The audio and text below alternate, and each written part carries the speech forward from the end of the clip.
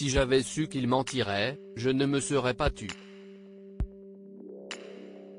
En avril 2017, alors qu'elle tourne Bonhomme de Marion vers nous, Sarah Forestier reçoit une gifle sur le plateau de la part de Nicolas Duvauchel, qui lui donne la réplique.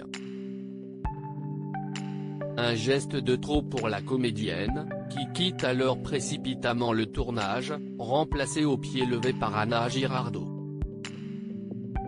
Si sur le moment personne n'évoque les raisons du départ de Sarah Forestier, les rumeurs s'ébruitent, et finalement, si est-il une toute autre version de l'histoire qui circule, si est-il l'actrice de 34 ans qui aurait frappé Nicolas Duvauchel, et non l'inverse.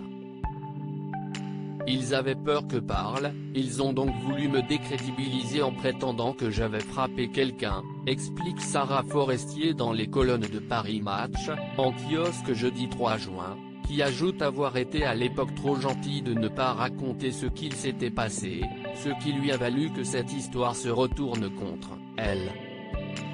Ça a été vraiment très difficile, affirme-t-elle, expliquant avoir suite à cet incident et à ces rumeurs pris une décision radicale, celle de se retirer un temps du cinéma.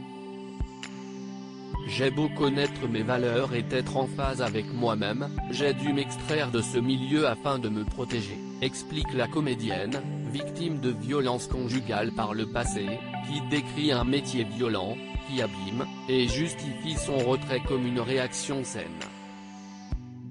Sarah Forestier traumatisée par cette violence s'y est en novembre 2017, en larmes, que Sarah Forestier avait révélé avoir été giflée par Nicolas Duvauchel, rétablissant ainsi dans une première tentative, les rumeurs qui circulaient à son sujet.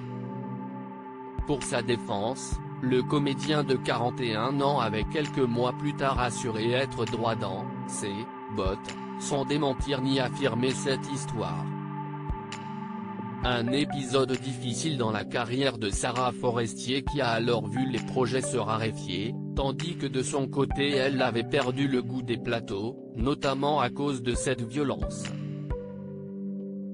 Ça m'a traumatisé, j'ai perdu confiance dans les gens du cinéma et je ne m'entendais plus avec eux, explique la comédienne, qui ajoute que le piège s'est refermé sur elle à cause de sa méfiance qui provoquait des crispations dans ses rapports avec les autres.